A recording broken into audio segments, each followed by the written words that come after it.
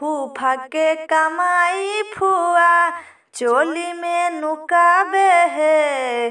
फूफा के कमाई फुआ चोली में नुकाबे है। अपना ललनवा के खालिए चुमाबे है। अपना ललनवा के खालिए चुमाबे है।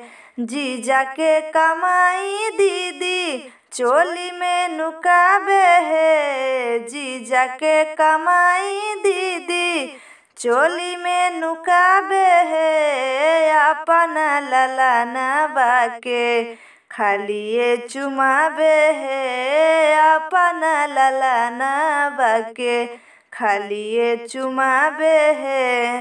चाचा के कमाई चाची चोली में नुकाबे है। चाचा के कमाई चाची चोली में नुकाबे है। अपना ललनवा के खालिए चुमाबे है। अपना ललनवा के खालिए चुमाबे है।